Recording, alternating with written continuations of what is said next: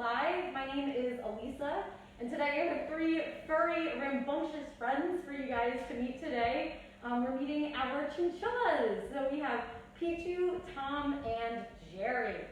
So we're going to scroll on down so you guys can meet them. Picchu is our dark gray colored chinchilla. Jerry is our white chinchilla. And Tom is our tan chinchilla. So these guys are a domesticated chinchilla. That means that they came to us from a pet store. We did not take them out of the wild. However, them getting taken out of the wild is their #1 reason for why their population numbers have drastically gone down. But we'll get to that a little bit later. Our general theme for this week is predator versus prey. So if we take a look at their faces, I'm going to have you guys guess on whether you think that this is an animal that is a prey species or a predator species.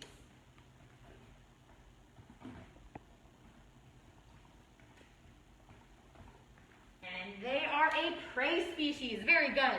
So these guys have eyes that are on the sides of their heads, and that helps them to search for animals that might want to eat them. These guys, the wild versions of them, were once native to the mountains of South America. So a lot of people, they think of South America and they think tropical and hot and humid and warm. But in the mountains, in the Andes, it's very dry and very cold. So these guys have lots and lots of fur to keep them nice and warm. They also have these really big ears to help them to listen for predators. And as you can see, while they're jumping all over the place, their tails act as like a rudder to help them to balance, just like what we have around here in our backyards, like squirrels do when they're in trees. All of these features and adaptations help them to protect themselves from getting eaten by predators in the wild. So our wild chinchilla friends, the #1 predator that they would often have would be birds of prey. So hawks and eagles, and these guys would be looking for shadows on the ground that were made from the birds up in the sky flying over the sun to try and run away. So these guys have some really cool things on their faces that they use to protect themselves, and those are whiskers, just like cats and dogs have on their faces. And does anybody know what they use their whiskers for? It's one of our 5 senses. It's just that people, we usually use our fingers. Yeah, these guys feel with their whiskers. So when these guys feel threatened, like if there's a bird of prey in the air that's searching for some food, what these guys would do is they would run into the rock crevices in the mountains. And if they went into a hole and their whiskers bent backwards, then they would know that they weren't going to be able to fit into that hole because they were too big.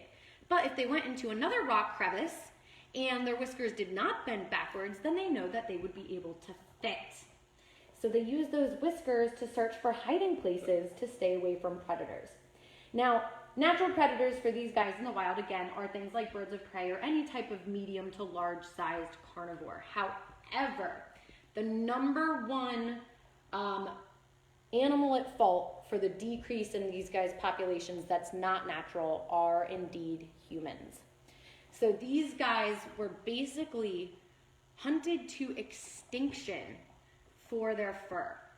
If you guys at home all take a look at your arm, and you see all of those little tiny hairs coming out of your arms, well, we have between 1 and 3 hairs coming out of every little follicle. That's every teeny, teeny, teeny, tiny hole in your arm that you can't see. Usually between 1, 2, or 3 hairs. These guys have between 55 and 80 hairs coming out of every single follicle around their whole body. That's what makes them so super soft. And people found that out, how soft their fur was, and they decided to hunt them for their fur. It would take 160 chinchillas to make 1 fur coat. Really, really sad. So these guys, again, are not from the wild. Hunting was banned in the 1900s, but unfortunately not soon enough. These guys are a very small population found in Peru, Bolivia, and Chile. But there was an American mining engineer named Chapman, and he got permission from the Chilean government in 1923 to bring chinchillas to the United States. So nearly every pet chinchilla in the US today is a direct descendant of the 11 chinchillas that Chapman brought over, which is pretty cool. There are two different kinds of chinchillas. We have long-tailed chinchillas and short-tailed chinchillas. These guys are our long-tailed chinchillas. And as you can see, one of their favorite things to do is to climb and chew on things.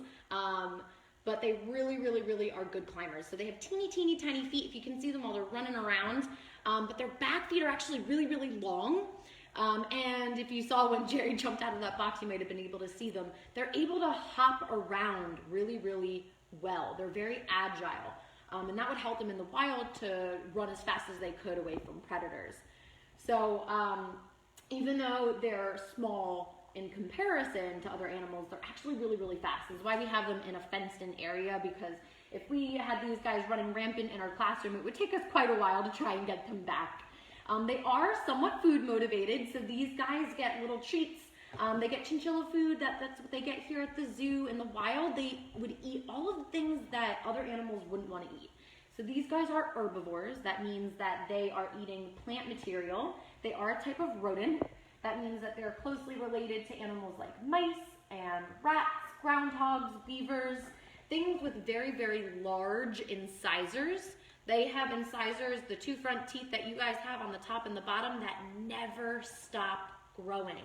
They grow as long as they live. And they use those teeth to chomp and to chew on things. So in the wild, these guys would eat the really rough, hard vegetation that no other herbivore would like to eat. So like the roots of plant material. You have to remember that in the Andes, there's not a lot of leafy greens and foliage because it's so dry and so cold. So these guys are going to be eating the roots and the bark of the plant material. Again, here at the zoo, they get chinchilla food, but some treats that they really like are things like dandelion drops. They like little yogurt treats. They love sunflower seeds. So I'm going to give them some treats and see if they would like to eat those while they're running around. Maybe you can see how they'll hold them. And maybe, just maybe, it's a little bit difficult, but you might be able to see their teeth. We can try. Sunflower seed, Thomas. Oh, that's very good. Jerry says yes, please.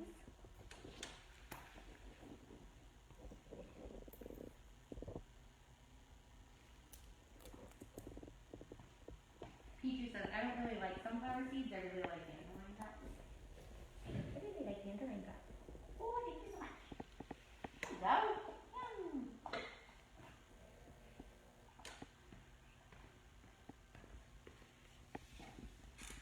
So, going back to their fur.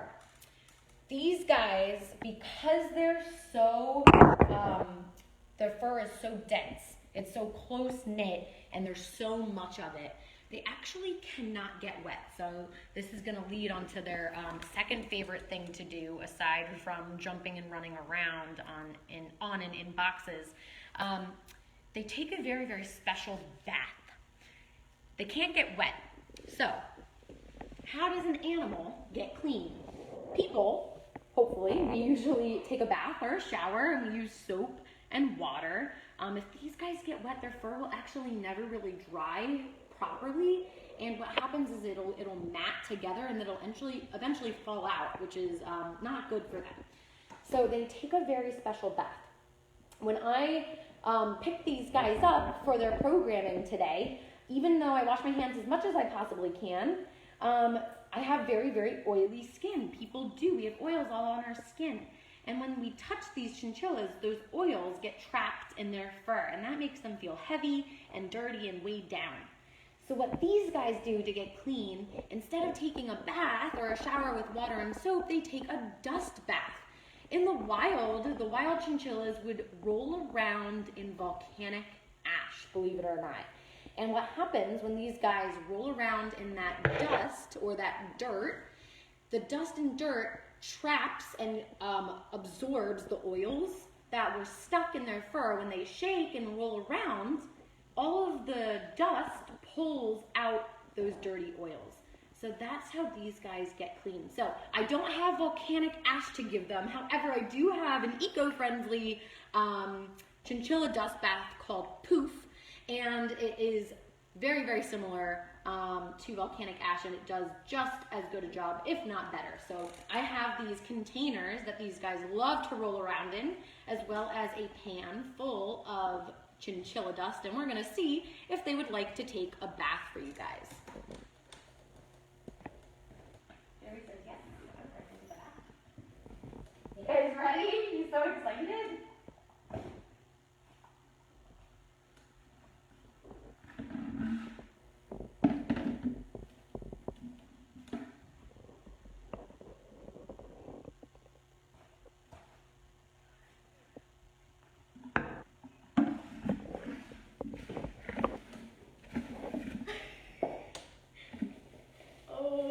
Having the best time.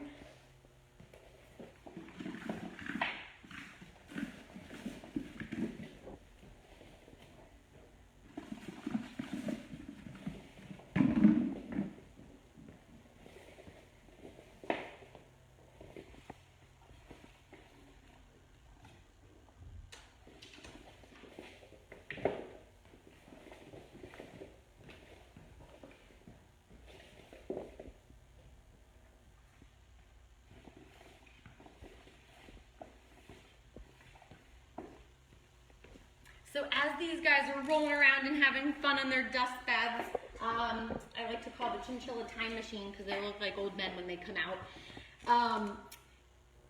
We'll talk about these guys as pets. Now, I preface this by saying it's always your best idea to do research before getting a pet, before getting any pet.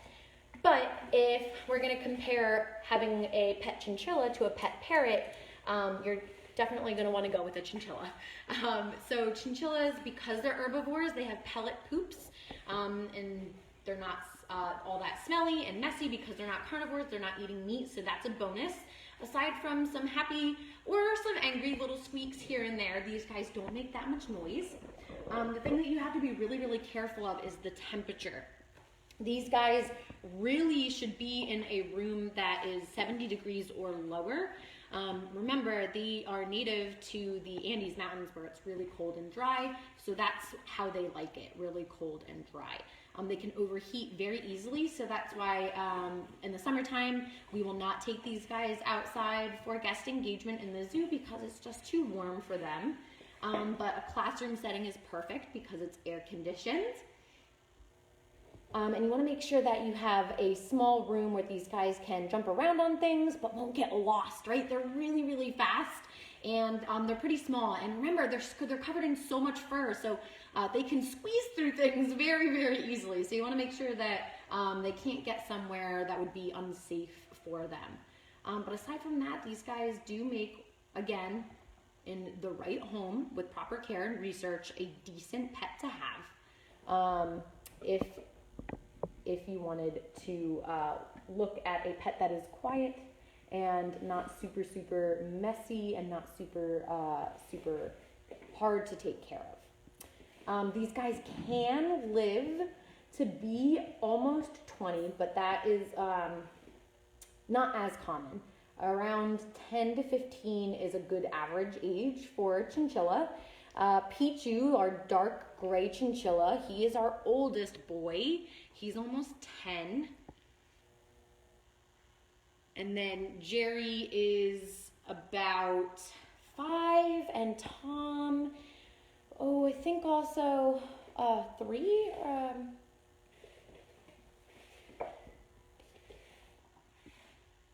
5 also, maybe, 7, maybe 5, 6, or 7. So they're, kind of middle-aged. And it doesn't look like it because they're having the best time running around. So this is really good exercise for them. So I think while we watch these guys run around, we're going to answer some questions that we might have. And Miss Marissa is going to read those off for me. All right, so it looks like somebody was curious if they are active during the day or at nighttime. What a fantastic question. So these guys are what we would call a crepuscular animal. In the wild, they would be crepuscular and nocturnal, where they're active when the sun comes up and when the sun goes down. So that is a really good time for prey species like rabbits and deer to be active, because when the sun is coming up and when the sun is going down, the sun reflects on a lot of things in a weird way. There's a lot of haze, and it makes it difficult for predators to hunt. But these guys, just like the rest of our education ambassador animals, they kind of adjust more to our schedule. So they'll take naps throughout the day. They're going to have a blast right now, and then they'll probably go take a nap when they're done their program.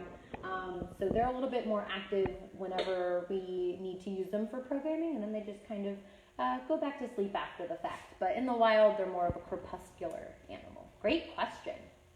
So Gianna would like to know, where do they like to sleep? Gianna, what a fantastic question. So we have to be really careful about what we give them in their enclosure. They have a 3-tiered enclosure, so a tall one where they can go on different levels. And we have one type of hammock that these guys get, and there's 2 of them. So they have 2 hammocks that are the same type that are in their enclosure. And it's the only one that they can get because it's the only one that they don't chew. Having soft stuff in their enclosure, like towels and t-shirts, is not the best idea because they can chew on it, and then if they accidentally ingest it, oh no, they could get sick or impacted. I think Picchu scared himself a little bit there. But they really like to actually cuddle together at nighttime. They get a little overheated because, remember, they have so much fur, but they like to snuggle in those hammocks together as well as in those boxes. Those are the favorite places that they like to sleep, inside their enclosure. Awesome question, Gianna.